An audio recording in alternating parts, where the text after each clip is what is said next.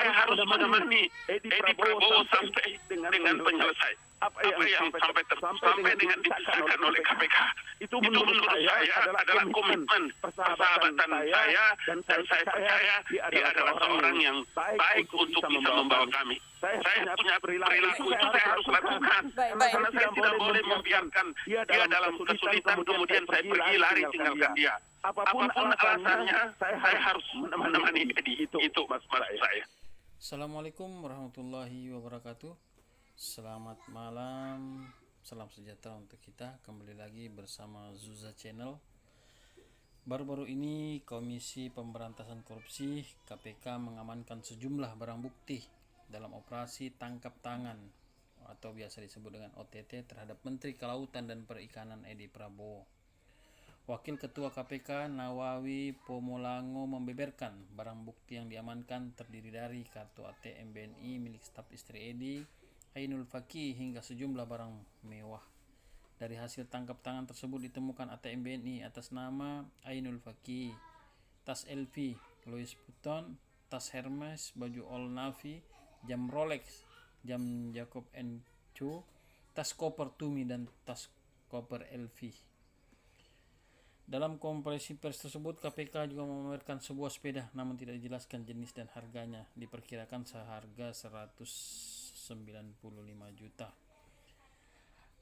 Dalam konstruksi perkara, Edi diduga menerima 3,4 miliar hasil suap terkait izin ekspor benih lobster. Uang tersebut diserahkan kepada Edi melalui staf istri Edi, Ainul Fakih, untuk kemudian dibelanjakan di Honolulu, Amerika Serikat. Antara lain dipergunakan untuk belanja barang mewah dari tanggal 21 sampai dengan 23 November 2020 sejumlah sekitar 750 juta. Barang-barang mewah tersebut ya lumayan besar juga kawan-kawan. 7 tersangka itu ialah Edi, staf khusus Menteri Kelautan dan Perikanan Sapri, dan Andrew Firibadi Misata, pengurus PT Aero Citra Cargo Siswadi, staf istri Menteri Kelautan dan Perikanan Ainul Fakih, Direktur PT Dua Putra Perkasa Suharjito, serta seorang pihak swasta bernama Amiril Mukminin. Dalam kasus ini, PT Aero Citra Cargo diduga menerima uang dari beberapa perusahaan eksportir benih lobster. Uang yang diterima PT Aero Citra Cargo itulah yang kemudian mengalir ke kantong Edi. Luar biasa. Atas perbuatannya, Edi Sapri Siswadi, Ainul Andrew, dan Amiril selaku tersangka penerima suap disangka melanggar pasal 12 ayat 1 huruf A atau B atau pasal 11 Undang-Undang Pemberantasan Tindak Pidana Korupsi, Junto pasal 55 ayat 1 ke 1 KUHP, Junto pasal 64 ayat 1 KUHP. Sedangkan Suharjito selaku tersangka pemberi suap disangka melanggar pasal 5 ayat 1 huruf A atau B atau pasal 13 Undang-Undang Pemberantasan Tindak Pidana Korupsi. Bersama itu juga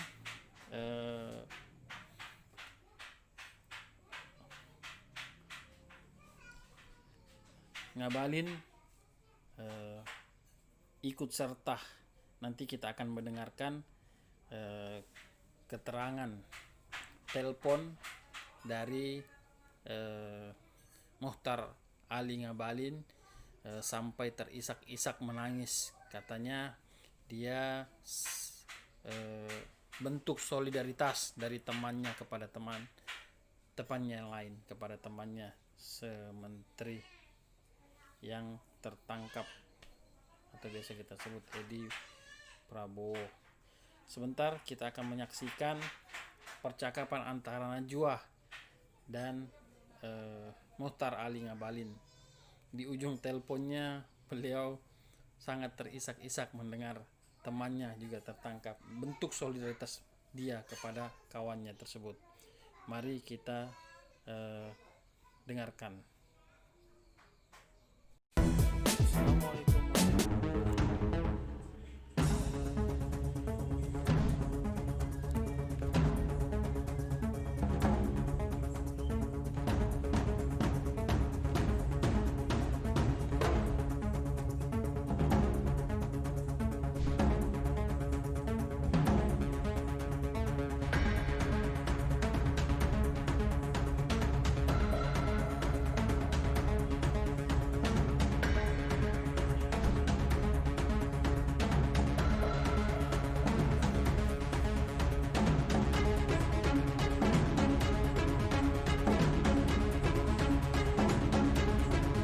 tenaga ahli utama kantor staf presiden KSP Bang Ali Mohtar Ngabalin di ujung telepon. Assalamualaikum Bang Ali. Najwa, waalaikumsalam warahmatullahi wabarakatuh. Salam bapak-bapak semua narasumber. Bang Ali, terima kasih sudah bergabung. Saya tahu Anda ikut dalam rombongan Menteri KKP ke Amerika. Saya mau konfirmasi Anda ikut itu sebagai apa ya, Bang? Saya sebagai pembina komite pemangku kepentingan dan kebijakan publik KKP. Jadi Anda memang bertugas di KKP sebagai pembina. Sudah berapa lama jadi tugas Anda di situ, Bang Ali? Najwa, dengar dulu penjelasan saya ya.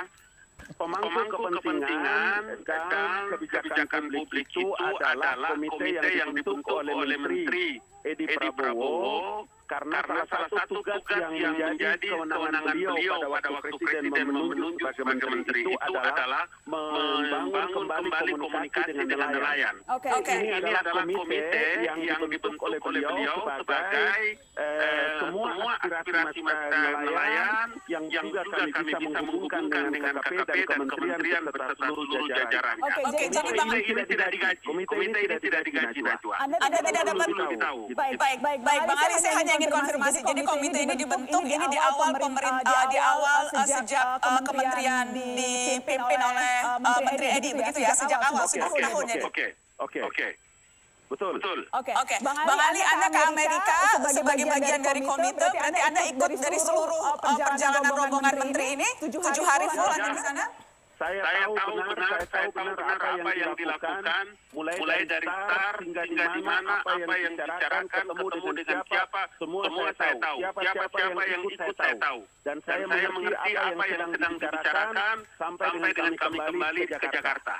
Oke, saya mau konfirmasi. Tanyakan kepada saya. Baik, saya mau konfirmasi satu-satu Bang Ali. Saya mau tanya dulu. Jadi yang ikut itu kan selain menteri, ada istri menteri, kemudian juga ada ajudan, ada dirjen, perikanan tangkap, betul Bang Ali? Dirjennya ikut? Betul. Dirjen perikanan budidaya juga ikut? Betul, Pak Slamet. Direktur pemantauan dan operasi armada KKP? Pemantauan, iya betul. Oke, dan saya mau cek, ini betul tidak ada Ketua Komisi 6 DPR Gerindra yang juga ikut? Bukan Ketua Komisi 6 Gerindra, Ketua Komisi 6 DPR RI, Najwa. Baik, maaf. DPR RI dari fraksi Gerindra, yang namanya Muhammad Haikal Bawazir, betul Bang Ali? Iya, itu wakil ketua, betul. Oke, saya ingin tahu apa yang terjadi di bandara ketika Anda dan rombongan mendarat, apakah sudah langsung ada petugas KPK yang datang, seperti apa kronologisnya yang bisa Anda ceritakan, Pak? Pertama, semua berita yang menjelaskan bahwa penangkapan itu di dalam pesawat dengan sangat ketat, kemudian semua dilakukan di depan pintu pesawat, itu adalah berita yang sungguh-sungguh sangat menyesatkan, karena saya menyaksikan secara langsung bahwa KPK dengan luar biasa pengetahuan mereka membangun komunikasi yang bagus, kemudian berbicara dengan Pak Edi juga sangat kooperatif untuk bisa mendengarkan apa yang mereka jelaskan, kemudian menyiapkan jalur khusus untuk mereka berkomunikasi dengan Pak Edi, dengan Nyonya, dengan beberapa bapak-bapak yang ada. Itu menurut saya adalah informasi yang penting harus disampaikan, sehingga tidak digambarkan seperti orang itu melakukan tindakan yang sungguh sangat tidak menghargai hak asasi manusia. Tapi saya mau bilang bahwa komunikasi antara teman-teman bapak-bapak dari KPK dengan Pak Edi Prabowo itu sangat bagus, sehingga kooperatif bisa berjalan dengan baik dan komunikasi bisa mendapatkan hasil yang baik. Dengan itu, Najwa, dengan itu maka jalur dari pintu pesawat sampai ke Garbarata kemudian masuk ke terminal itu semua berjalan dengan baik, sehingga kami sampai juga di counter untuk swab, kemudian untuk mengisi swab, kemudian di imigrasi dan lain-lain, itu berjalan dengan baik saja. Saya ingin mengatakan bahwa semua informasi ini kepada publik, termasuk beberapa media yang menyebutkan bahwa saya juga langsung diborgol, kemudian dibawa ke kantor Kuningan. Ini semua berita-berita haram bin murakab, ini berita-berita yang menyesatkan publik. Benar, ini orang-orang penuh dengan fitnah. Karena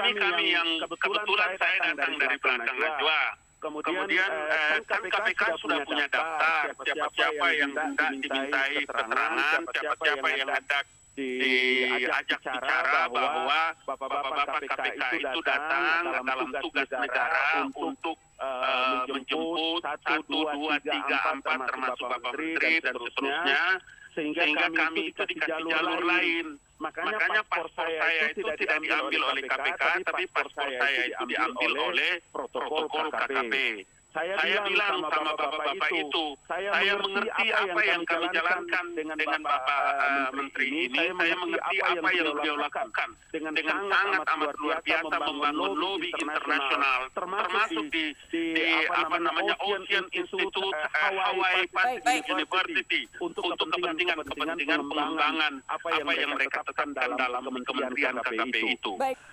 Saya itu tidak tahu siapa-siapa yang beliau bawa. Ya, bapak-bapak KPK itu membawa siapa-siapa itu saya tidak tahu. Karena dari awal kan saya bilang sama Najwa tadi, ini supaya didengar juga oleh seluruh rakyat Indonesia, karena mata Najwa kan jutaan orang nonton, bahwa dari awal daftar nama-nama yang mereka bawa dari KPK itu, siapa-siapa yang mau diminta keterangan, siapa-siapa yang dipanggil ke kantor KPK itu kan sudah ada di tangan beliau-beliau itu. Sehingga kami yang tidak termasuk itu disiapkan jalur sendiri. Tetapi sebagai teman dan sahabat, saya harus menemani Edi Prabowo sampai dengan penyelesai. Apa yang sampai dengan dipisahkan oleh KPK. Itu menurut saya adalah komitmen persahabatan saya, dan saya percaya dia adalah seorang yang baik untuk bisa membawa kami. Saya punya perilaku itu saya harus lakukan. Karena saya tidak boleh membiarkan dia dalam kesulitan kemudian saya pergi lari tinggalkan dia. Apapun alasannya, saya harus menemani Edi. Itu maksud saya. Bang Ali, saya hanya memastikan suara Anda terharu ini menahan tangis atau apa Bang Ali? Karena saya tidak bisa melihat langsung Anda. Anda sedang terharu ini. Ya, saya terharu karena saya mau bilang bahwa ini orang kan menjalankan juga tugas negara, tugas pemerintah. Saya tidak tahu di mana posisi, tetapi saya percaya bahwa KPK mengetahui itu. Dan sebagai seorang pemimpin, sebagai seorang menteri, beliau sangat kooperatif, kemudian berbicara dengan KPK. Dan saya ingin kasih tahu kepada publik dan mata Najwa, ya, kepada Najwa dan kepada senior sahabat saya, para senior, para narasumber, bahwa sebagai kawan dan sahabat, saya tidak mungkin membiarkan beliau sendiri dalam situasi seperti begitu. Minimal dia melihat saya sebagai satu bentuk saya memberikan motivasi bahwa Anda harus kuat menghadapi. Menjadi pemimpin itu bukan hanya Anda bisa merasakan situasi yang enak, tapi situasi begini kita harus hadir bagi kawan dan sahabat.